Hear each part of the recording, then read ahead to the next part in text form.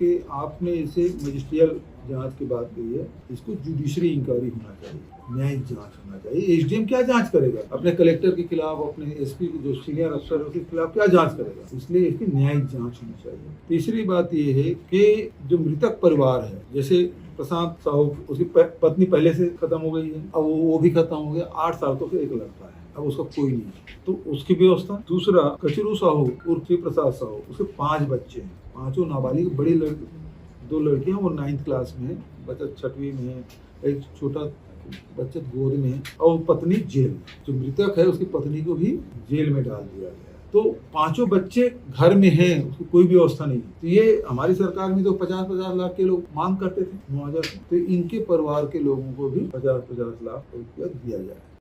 मुख्य रूप से बात यह है कि विष्णुदेव जी से मैं मांग करना चाहता हूँ कि सबसे पहले, क्योंकि जो प्रशांत साहू की जो मां ने जो बताया और उनके विभिन्न शरीर के विभिन्न हिस्सों में जो मार पड़ी है, उसके भाई, उसके दोनों भाई के शरीर में जो चोटों के निशान हैं, और उन्होंने जो बताया कि हर जो लोहारीडीह के जो लोग गिरफ्तार हुए उसकी स्थिति इसी प्रकार के सभी के शरीर में चोट के निशान है। किसी का हाथ फ्रैक्चर है, कोई खून की उल्टी कर रहा है, कोई चल नहीं पा रहा है, कोई उठ नहीं बैठ पा रहा है, कोई खा नहीं पा रहा है, ये स्थिति है। तो सबसे पहले मेरी डिमांड है विष्णुदेव जी से कि आप इन जो लोहारीडीह के जो बंदी हैं सभी को अस्पताल में भर्ती करा के जो पूरे शरीर की जांच कराएं। कारण ये है कि बहुत सारी चोटें जो बाहरी दिखाई दे रहा है, बहुत सारी चोटें अंदरूनी हैं, क्योंकि बेतहाशा मतलब मारे हैं, कपड़े उतार के मारे हैं, और डंडे से मारे हैं, पट्टे से मारे हैं, लात घूसे से मारे हैं,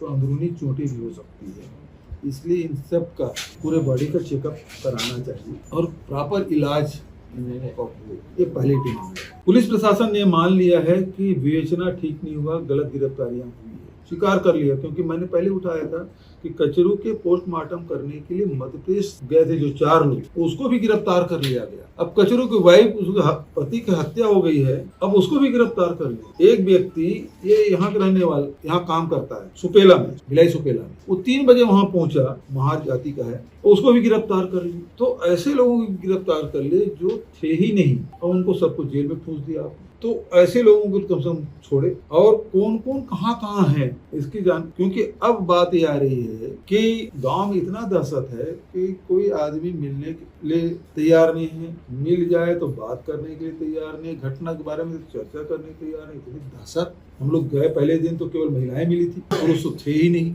1-2 बुजुर्ग लोग थे। दूसरे दिन गए तो यदि प्रशांत साहू की उसकी माँ यदि चीख के नहीं बोली होती तो पूरे प्रदेश और देश की जनता को इस घटना के बारे में जानकारी नहीं होती, किस प्रकार बर्बरता पूर्वक पिटाई की गई, इसकी जानकारी नहीं होती। तो सबसे पहले कौन कौन कहाँ विरुद्ध हैं उसके लिस्ट जारी करे, और कौन कौन मिसिंग है गांव में कोई आदमी है नहीं, औरतें हैं, तो कौन कौन मिसिंग है वो जीवित है कि नहीं है, उसकी खोज होनी चाहिए।